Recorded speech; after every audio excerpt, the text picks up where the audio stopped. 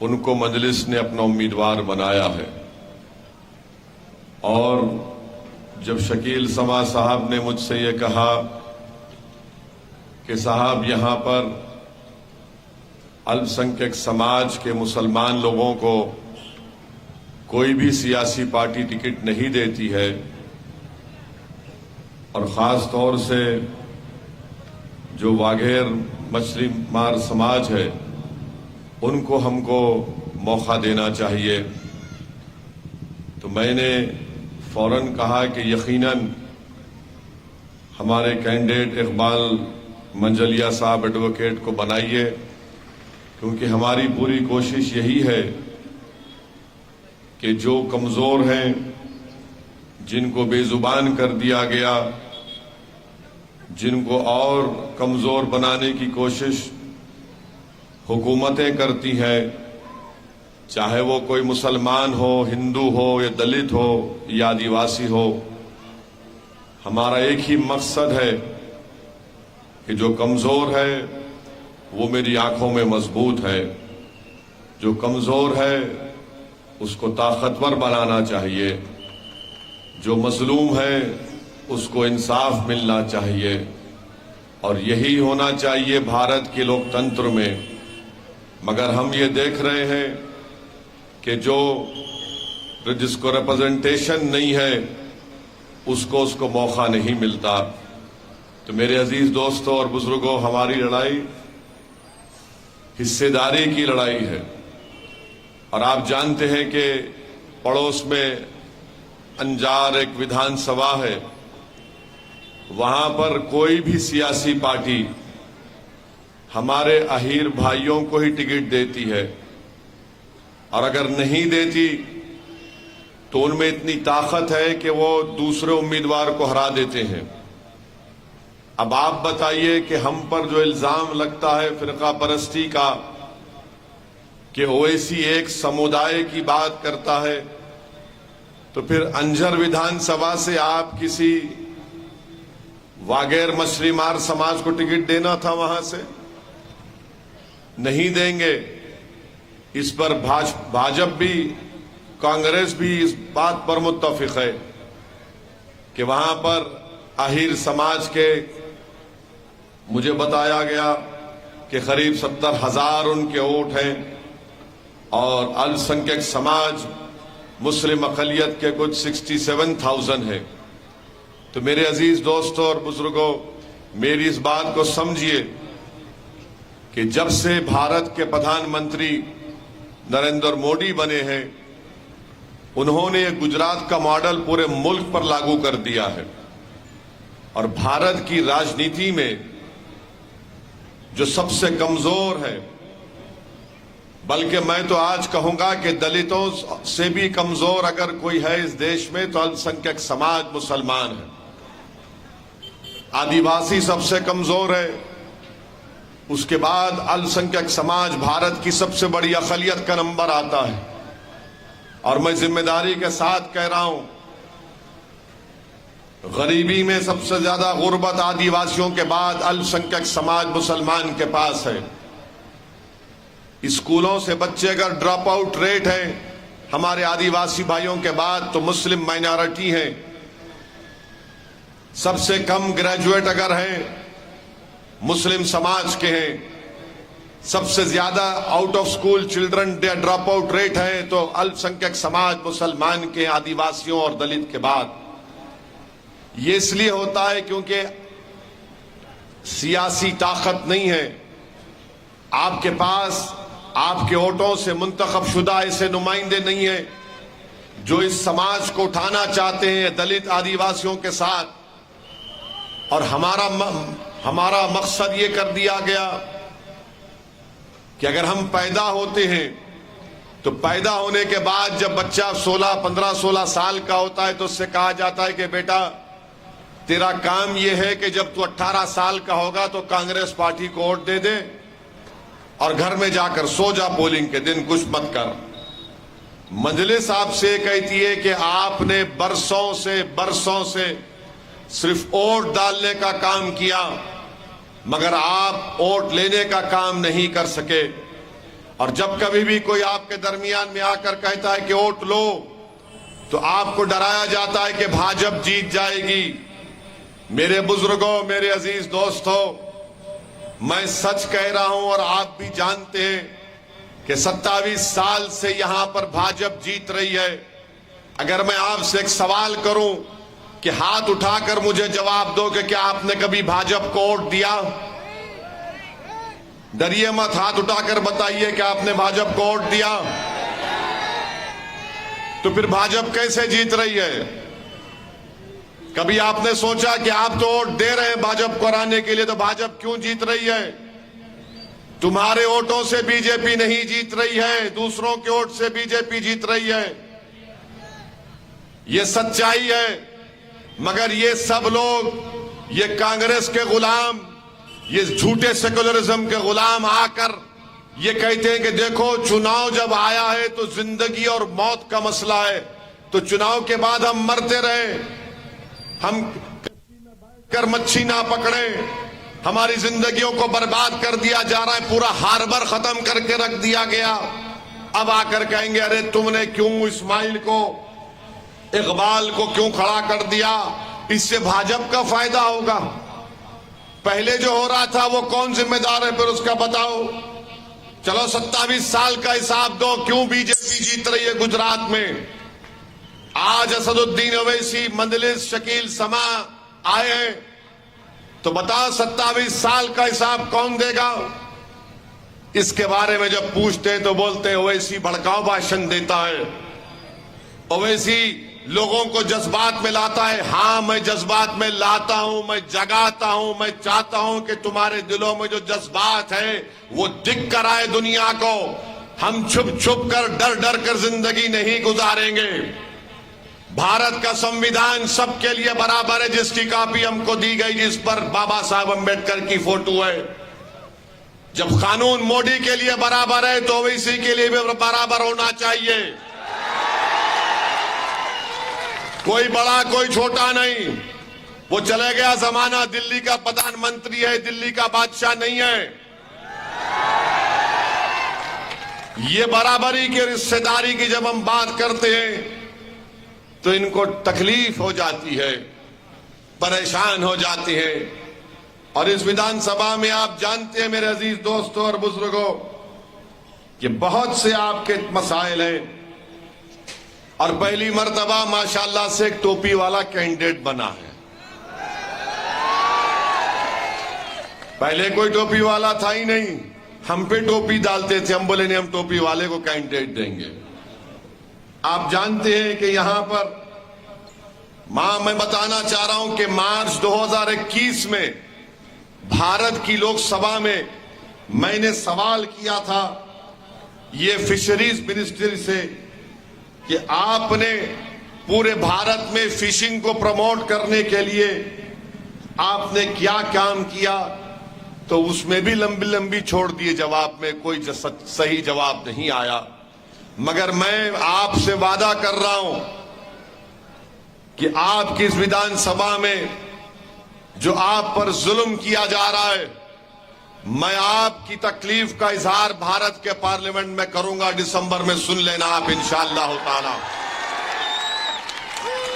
और आपको वादा कर रहा हूं कि आप का जो एक्साइज वेवर की आपको जरूरत है, मैं भारत की पार्लियामेंट में इस बात का मुतालबा करूंगा कि मांडवी की जनता की तरफ से मैं इस बात का डिमांड करता हूं कि एक्साइज वेवर होना चाहिए, और इसी से आपको फायदा होगा। आप अंदाजा लगाइए कि लाखों लोग इस रोजगार पर जिंदगी गुजारते हैं, और हम क्या देखते हैं कि आपको अपने रोजगार से महरूम करने के लिए गुजरात हेवी केमिकल लिमिटेड ने एक सोडा ऐश की फैक्ट्री बाडा गांव में लगाने जा रही है। आप बताइए, क्या इससे पूरा एनवायरनमेंट बर्बाद नहीं हो जाएगा? मोदी जी, आखिर आप क्यों ऐसा काम करते हैं? जहां पर हम अपना पेट भरते हैं वहां पर सोडा ऐश। आखिर भाजपा क्या करना चाहती है? क्यों बर्बाद करना चाहती है एनवायरमेंट को, क्यों बर्बाद करना चाहती है इन वागरा समाज की रोजगार से इनकी आमदनी को कम करने के लिए प्लानिंग की जाती है। मजलिस गुजरात हैवी केमिकल लिमिटेड की तरफ से जो सोडा ऐश का प्लांट बाड़ा विलेज में लगाया जा रहा है, हम इसकी मुखालिफत करते हैं। देश के प्रधानमंत्री सिर्फ पूंजीपतियों के प्रधानमंत्री है, गरीबों के नहीं है। वो करोड़पतियों के प्रधानमंत्री हैं। अगर गरीबों के प्रधानमंत्री होते तो इस तरह का काम नहीं होने देते। मैं आपसे वादा कर रहा हूं कि इस खूबसूरत इलाके में ट्रेन का नेटवर्क नहीं है, तो आपको एक ऐसे एमएलए को यहां पर होना चाहिए जो यहां पर रेलवे नेटवर्क का इंतजाम कर सके। मैं आपसे वादा कर रहा हूं कि इंशाअल्लाह ताला दिल्ली की पार्लियामेंट में जाकर मैं इस रेलवे नेटवर्क का भी मुतालबा करूंगा आपके लिए। तीसरी बात यह कि यहां पर मुंद्रा का पोर्ट है, और पोर्ट के नाम से मशहूर नहीं है, पोर्ट ड्रग्स के नाम से मशहूर हो गया आजकल। इतना ड्रग कहां से आ रहा है, कहां से आ रहा है इतना ड्रग? तो मेरे अजीज दोस्तों और बुजुर्गों, आप जानते हैं कि ये कच्छ का इलाका है। कच्छ की जबान अलग, कच्छ का खाना अलग, कच्छ के कपड़े अलग, बल्कि कच्छ का जानवर भी अलग होता है। तो मैं आपसे वादा कर रहा हूं, ये जो संविधान की किताब है, आप पढ़िए। इसमें आर्टिकल 371 होता है, और आर्टिकल 371 में एक रीजनल बोर्ड जब बनाया जाता है, तो रीजनल बोर्ड जब बनता है तो उस रीजनल बोर्ड को कच्छ का एक रीजनल बोर्ड बन सकता है, ताकि उस बोर्ड को जो पैसा आएगा वो बोर्ड तय करेगा कि कच्छ के किस स्कूल में, किस जगह पर अस्पताल, और ये जो आप मछेरे हैं, इतना बड़ा आपका समाज है वागेर समाज का, वो पैसे इस्तेमाल कर सकते हैं। मैं आपसे वादा कर रहा हूं कि एक प्राइवेट मेंबर बिल में बनाकर कच्छ के लिए आर्टिकल 371 के तहत एक रीजनल डेवलपमेंट बोर्ड का मैं प्राइवेट मेंबर्स बिल इंशाअल्लाह ताला फरवरी मार्च के बजट सेशन में जब शुरू होगा, आप देख लेना, मैं जो कुछ कह रहा हूं वो करके दिखाऊंगा, ताकि आपको इसका फायदा हो सके। यहां चरवाए हैं, मलदारीज हैं। हाजी पीर दरगाह के पास हम गए थे, उससे इनको भी फायदा होगा। तो इंशाअल्लाह ताला आपकी जबान का भी प्रोटेक्शन मिलना चाहिए। कच्ची जबान का प्रोटेक्शन भारत के संविधान के एक शेड्यूल में उसको इंक्लूड कराना चाहिए। ये मजलिस एक प्रोग्राम लेकर आगे बढ़ रही है। मेरी आपसे गुजारिश है कि आप इकबाल मंजालिया साहब को अपनी भरपूर तायीद करिए, उनको वोट दीजिए, उनको कामयाब करिए। अब रहा सवाल कांग्रेस पार्टी का, तो माशाल्लाह से कांग्रेस पार्टी तो हमारी बहुत हमसे दुश्मनी करती है। जहां कहीं इलेक्शन लड़ते तो ये हारमोनियम लेके खवालों की तरह बैठ जाते हैं और एक साज में बोलते हैं कि ओवैसी लड़ेगा तो भाजपा जीत जाएगी। अरे कांग्रेसियों,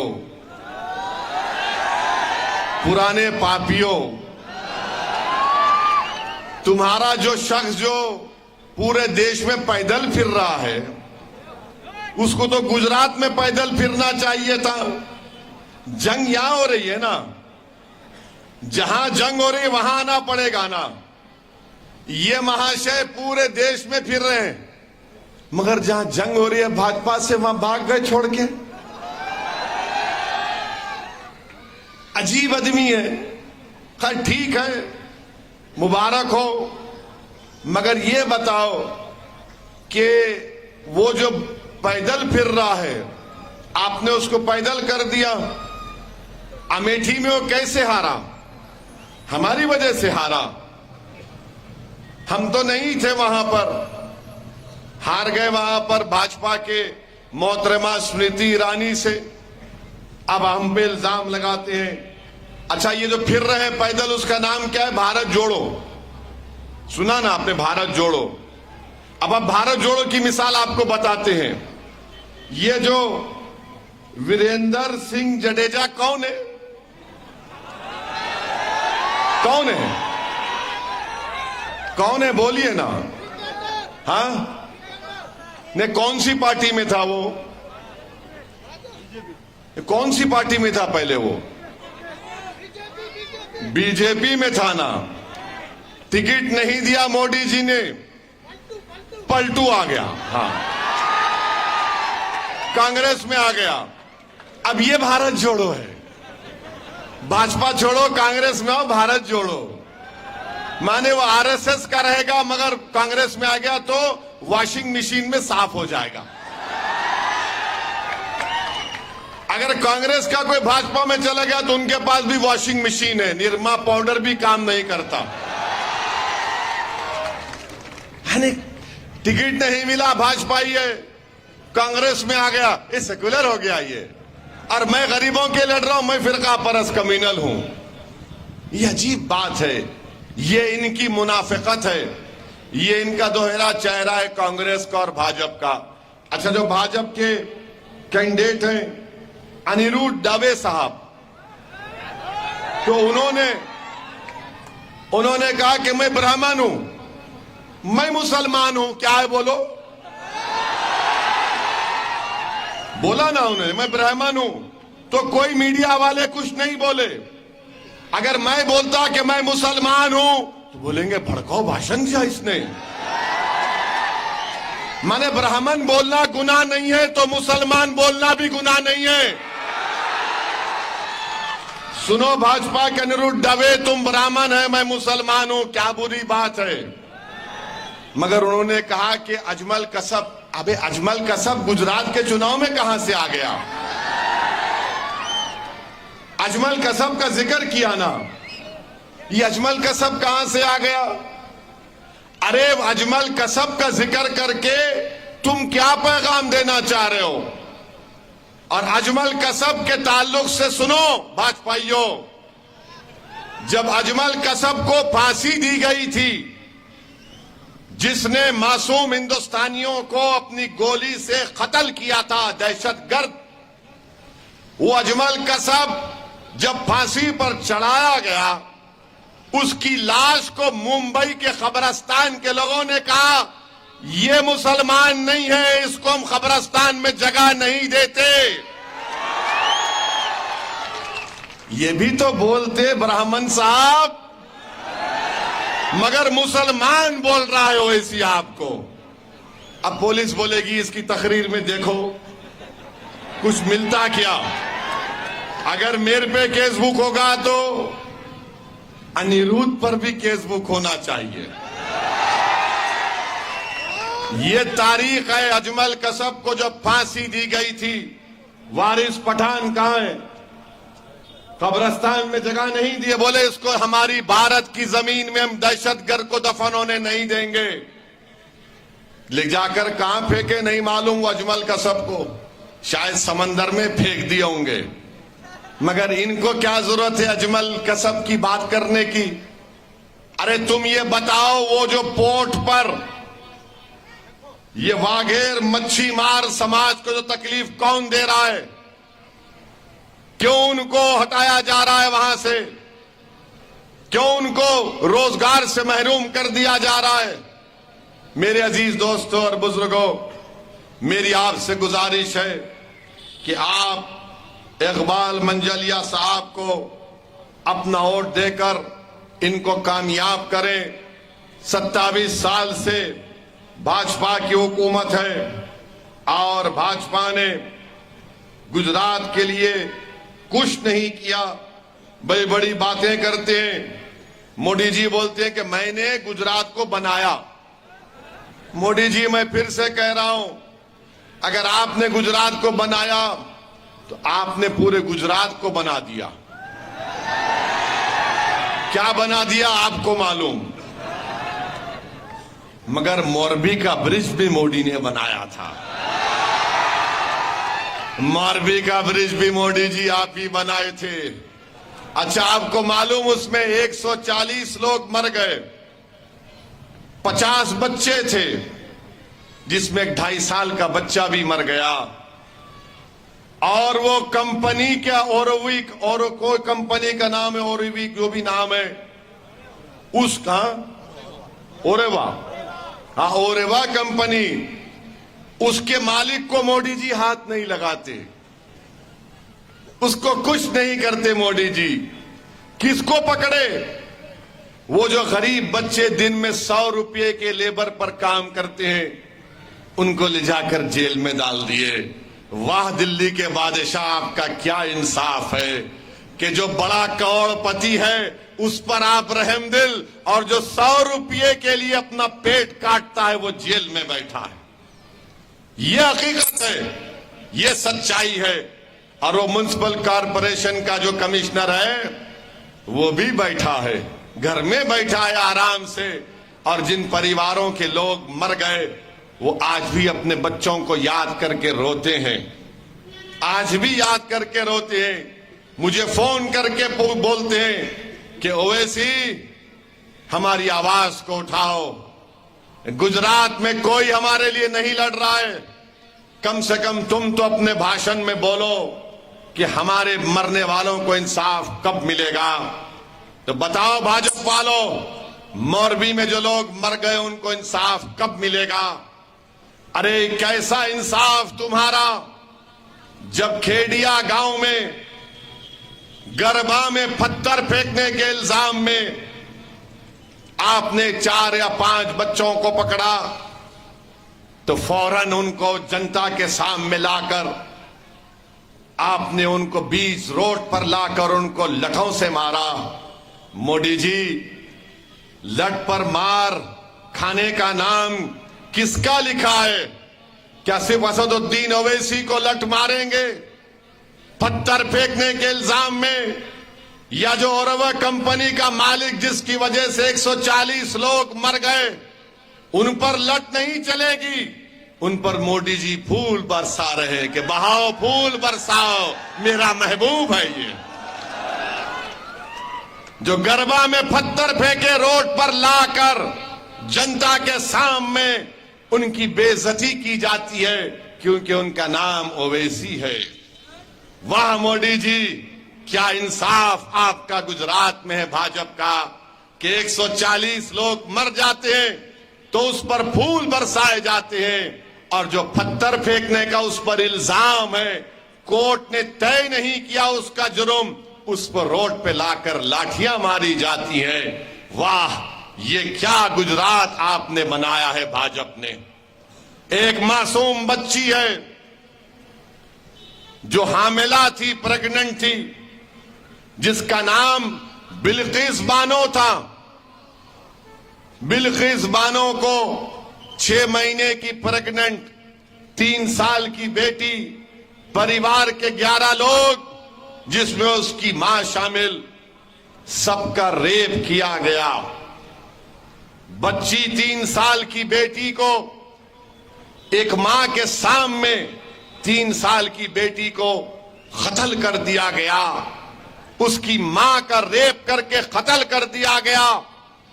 कोर्ट ने सजा दी तो मोदी जी ने कहा संस्कारी है ये लोग, हम इनको छोड़ देते हैं।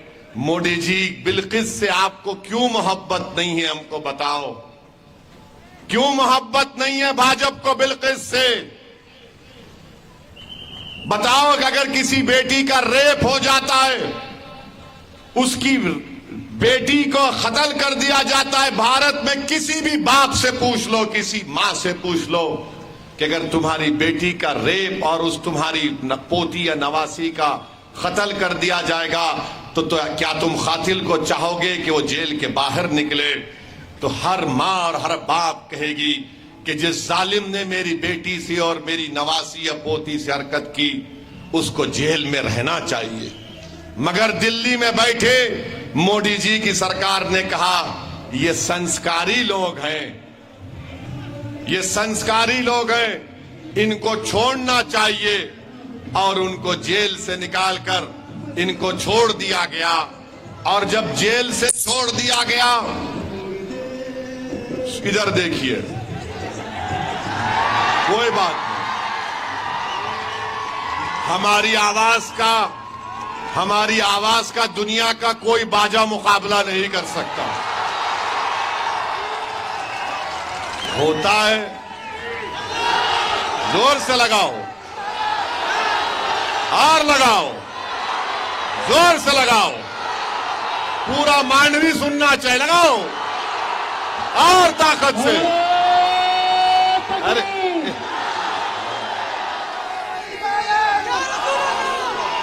हाँ, अब वो गलती किया बाजा बजा के, उसका ही बाजा बज गया। अभी हमारी म्यूजिक का मुकाबला मोदी जी भी नहीं कर सकते। बहरहाल अजीज दोस्तों, मैं जिक्र कर रहा था बिल्किस बानो का। आज गुजरात और देश की सरकार ने बिल्किस बानो से नाइंसाफी की और उसको छोड़ दिया। आप बताइए, नरोडा पाटिया 2002, वो आदमी ने 90 मुसलमानों का कत्ल किया, 90। उसको मोदी जी ने, वो जेल से निकलता है तो वो नरोडा पाटिया विधानसभा में जनता के सामने जाकर मोदी जी का फोटो दिखाता है और कहता है, मोदी जी के नाम पर मेरी बेटी को वोट दे दो। कभी मोदी जी आपने सोचा कि मरने वालों की बेटियों का क्या होगा? कभी भाजपा ने सोचा कि वो 90 जो लोग मर गए उनके परिवार पर क्या गुजरती होगी जब एक कातिल गुजरता है उनके सामने से? मेरे अजीज दोस्तों और बुजुर्गों, ये भाजपा बेइज्जती करना चाहती है, मगर ओवैसी आपसे कहता है कि अल्लाह इज्जत देने वाला है आपको, इंशाअल्लाह ताला अल्लाह इज्जतों से नवाजेगा आपको। जो लोग इस तरह की हुकूमत करके जिल्लत और रुसवाई हमारा मुकद्दर बनाना चाहते हैं, याद रखो, इख्तिदार हर एक के पास नहीं रहता। इंदिरा गांधी भी प्रधानमंत्री थी, राजीव गांधी भी थे, नरसिम्हा राव भी थे, मगर हर कोई प्रधानमंत्री और इख्तिदार पर नहीं रहता। ताकत हमेशा किसी के पास नहीं रहती है। अल्लाह इंशाअल्लाह ताला इख्तिदार को बदलेगा, इज्जत हमारे मुकद्दर में आएगी, दुनिया की कोई ताकत हमको रोक नहीं पाएगी। बस आपसे गुजारिश ये है कि अपने हिम्मत और हौसले को बुलंद रखो, डरने और घबराने की जरूरत नहीं है। भारत का संविधान हमारे लिए है, अंबेडकर बाबा साहिब का बना हुआ संविधान है। हमको हिम्मत और हौसले को बुलंद रखना है और एक ताकत बनो। ताकत सिर्फ तकारीर से ताकत नहीं बनती, जमहूरियत में ताकत इत्तेहाद से बनती है। जमहूरियत में ताकत मुत्तहिदा वोट डालने से बनती है। जमहूरियत में ताकत जब आप यहां से हमारे कैंडिडेट को कामयाब करेंगे, वो आपकी ताकत होगी। सिर्फ तकारीर से ताकत नहीं पैदा होती मेरे भाई, सिर्फ जज्बाती तकारीर से आपसे इंसाफ नहीं होता। आपका काम यह है कि मेरी इन बातों पर गौर करिए। अगर मेरी इन बातों में सच्चाई है तो मेरा साथ दीजिए। अगर मेरी बातें तुम्हारे दिल के तारों को नहीं छूती हैं तो तुम मेरा साथ मत दो। अगर मेरी बातें तुम्हारे दिलो दिमाग पर, तुम्हारे आंख में आंसू नहीं लाती तो मेरा साथ मत दो। मगर एक बात का यकीन कर लो कि मैंने जो कुछ तुम्हारे सामने कह रहा हूं, और जब तक मेरी जिंदगी बाकी रहेगी कहता रहूंगा, एक एक बात सच्चाई पर मुबन्नी है। मैं सच और हक को तुम्हारे सामने बयान कर रहा हूं। मुझे कोई संतरी और मंत्री बनने से मेरे जिंदगी का मकसद नहीं है। मेरे जिंदगी का मकसद एक ही है कि भारत की जमहूरियत उसी वक्त मजबूत होगी जब कमजोरों से इंसाफ होगा, जब कमजोरों को उनका हिस्सा मिलेगा। यही लड़ाई हमारी है। मेरी आपसे गुजारिश है कि आप हमारी इस जद्दोजहद में हमारा साथ दीजिए, हमारी ताईद करिए, हमारे लिए दुआ करिए। अगर वोट नहीं दे सकते तो मत दो, मगर क्या तुम हमारे लिए दुआ भी नहीं कर सकोगे? तो आप दुआ भी करिए, मेहनत भी करिए और अपने हौसलों को बुलंद रखिए। जमहूरियत में मुकाबला करना है, जिंदगी का सबूत देना है तो वोट दो। और याद रखो, ये जिंदगी है, ये दुनिया है। खामोश बैठोगे तो दुनिया हमेशा के लिए खामोश कर देगी।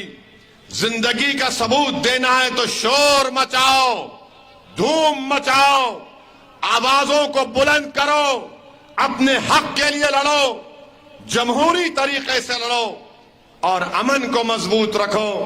यही चंद गुजारिशात मैं आप तक कहने के लिए आया हूं। अगर मेरी बात से किसी को तकलीफ पहुंचती है तो मैं आपसे अर्ज करना चाहूंगा कि मैं सच्चाई को बयान कर रहा हूं। मेरा मकसद किसी को तकलीफ पहुंचाना नहीं है, मगर जब कभी भी किसी जगह पर मैं नाइंसाफी को देखता हूं तो मुझे बोलना पड़ता है। आज टीवी चैनल पर आप देख रहे होंगे कि पिछले 3-4 दिन से वो एक पागल है, आफताब, वो जानवर है जिसने एक बच्ची को, जिसके साथ वो रहता था, उसका कत्ल किया। क्या क्या गंदगी की उसने, वो जानवर है। मगर टीवी चैनल और भाजपा वाले बोले लव जिहाद। अरे ये लव जिहाद कहां से आया बाबा? इस्लाम में हमको ये तालीम दी गई कि अगर कोई गैर महरम औरत है तो उसको हाथ लगाना छोड़ो, देख भी नहीं सकते। तुम 3 मर्तबा से ज्यादा देख ही नहीं सकते। औरत को हाथ उस वक्त लगाते हैं जब निकाह हो जाता है। यही है ना? यही है ना? कोई और करता है तो हमको उससे मतलब नहीं है, मगर तुम जब जिहाद का जिक्र करते, तुम एक समुदाय को और दीन को बदनाम करना चाहते, तो हमको कहना पड़ता है कि आजमगढ़ में एक प्रिंस यादव नाम का आदमी था जिसने अपनी गर्लफ्रेंड को, ये सुनो, गर्लफ्रेंड बोलते ही तुम्हारे, इसकी शादी कराओ जो बोला ये जवान हो गया। जो भी बोला इसकी शादी कराओ। कहां यहाँ के बड़े लोग? ढूंढो एक अच्छी बच्ची जो इससे ज्यादा ताकतवर रहना, इसको कंट्रोल करना। और हम भड़काऊ भाषण क्यों देते? घर में नहीं बोल सकते, इसलिए बाहर आके बोलते। तो जिसके घर में है उन्हें परेशान है, जिसके घर में नहीं है उन्हें लंबी लंबी छोड़ता। अब आप क्या समझे नहीं मालूम, समझ गए ना? बस नहीं, अब सुनो, अभी सुनो। हम कल बोले थे, गोधरा गए थे अभी। हाँ, एक राहुल है गुरुग्राम में, आसाम के मुख्यमंत्री आके लंबा लंबा छोड़ के गए। ये लव जिहाद है, साजिश है। अबे काहे का लव जिहाद इसमें? उसने गलती की, हम मजम्मत कंडेम कर दिया। राहुल है गुरुग्राम का, इसने अपनी वाइफ का कत्ल किया, सूटकेस में बॉडी डाली और इसलिए मारा उसने क्योंकि वो मोबाइल और टीवी का डिमांड करती थी। फरीदाबाद में एक मनोज ने बीवी के, एक औरत के नाजुक जगह पर पैसा कुछ गलत काम कर दिया। फिर एक प्रिंस यादव आजमगढ़ के अपनी गर्लफ्रेंड की सर काट दिया, जिस्म के 6 टुकड़े किए और बौली में उसकी लाश टुकड़े फेंक दिए। फिर मथुरा में एक पिता ने अपनी बेटी को गोली मारकर हत्या कर दी। फिर बाप ने और मां ने उस बच्ची को, अपनी बेटी के लाश को बैग में डाला। पिता का नाम नितेश, मां का नाम ब्रजभाला। ये कौन सा लव जिहाद है? अच्छा, फिर ये सुन लो आप, एक यूपी में सर्वेश कुमार है जिसने 17 साल की बेटी को पुलिस स्टेशन गया, अपनी बेटी का सर काट के लेकर गया। बोलो भाजपा वाले। और फिर एक और साहब है मुन्ना शर्मा बिहार के अपनी बीवी का मर्डर कर दिए। क्यों मर्डर किए? क्योंकि बीवी ने उनके पैरों की मसाज नहीं की। यानी खाली एक गंदा वाकया है आफताब का, हम उससे हमारा कोई ताल्लुक नहीं है। वो महिलाओं पर जुल्म है, ये पूरे महिलाओं पर जुल्म है। अगर आप इसको हिंदू मुस्लिम करेंगे तो फिर महिलाओं को इंसाफ कहां मिलेगा? इसीलिए भाजपा वाले, चुनाव गुजरात का है, यहां पर इंसाफ नहीं हो रहा है। अच्छा, बात ये नहीं करेंगे कि गुजरात में मोदी जी ने कहा गुजरात बना दिए। अब आप बताइए कि गुजरात में कितने सिटी स्कैन के मशीन है, गुजरात में कितने एमआरआई की मशीन है? 33 में से 20 जिलों में सिटी स्कैन नहीं है। सुपर स्पेशलिटी डॉक्टर सिर्फ 13 काम करते हैं। इस पर बात नहीं करेंगे। नफरत फैलाओ, डराओ। याद रखो भाजपा वाले, हम डरने वाले नहीं, हम सिर्फ रब्बे करीम से डरते हैं। क्या करेंगे? जान ले लेंगे ना। ले लो जान, मेरे मुकद्दर में लिखा है तो उसी वक्त मरूंगा। कोई माइका लाल मेरे वक्त से पहले मेरी जान नहीं ले सकता है। डराना चाहते हैं आप हमको इस तरह की बातें करके। ये देश हमारा है, हमारा रहेगा इंशाअल्लाह ताला। आजादी का अमृत उत्सव अगर मना रहे हैं तो सबसे ज्यादा खून अल्लामा फजल कैराबादी, हुसैन अहमद मदनी, मौलाना अबुल कलाम आजाद, इन लोगों ने अपना खून बहाया है। तभी तो मुल्क को आजादी मिली। उस वक्त ना भाजपा थी ना आरएसएस थी। आप तो अभी अभी पैदा हुए हैं। हम 257 से हम लड़ रहे हैं, तो आप आकर देशभक्ति का हमको मत सिखाओ दर्स। देशभक्ति सीखना है तो हम सिखाते आपको। तो बहरहाल मेरे अजीज दोस्तों, अब फेंको फेंको फेंको, अरे ठहरो, हाँ फेंको फेंको, जम के फेंको। वाह, बस अब चाचा वोट भी डालेंगे ना? हाँ, वोट भी डालना। ऐसा भाजपा के मीटिंग में अगर कोई फूल फेंका तो पुलिस पकड़ के लेके जाती है उसको। ये क्या फेंक रहा नहीं मालूम। कांग्रेस के मीटिंग में फेंका तो बोलेंगे ए, क्या क्या बोलो, यहां से उठ के पूरे भाग जाते हैं। तो ये आपकी मोहब्बत है चाचा। अल्लाह आपको सलामत रखे, अल्लाह आपको सलामत रखे, आप सबको सलामत रखे। बहुत बहुत शुक्रिया। आप हमारा भड़काऊ भाषण सुनने आए, मगर खाली सुन के ये नहीं बोलना 1 तारीख को जाके बटन दबाना पतंग को। डालेंगे ना? शुक्रिया बहुत बहुत।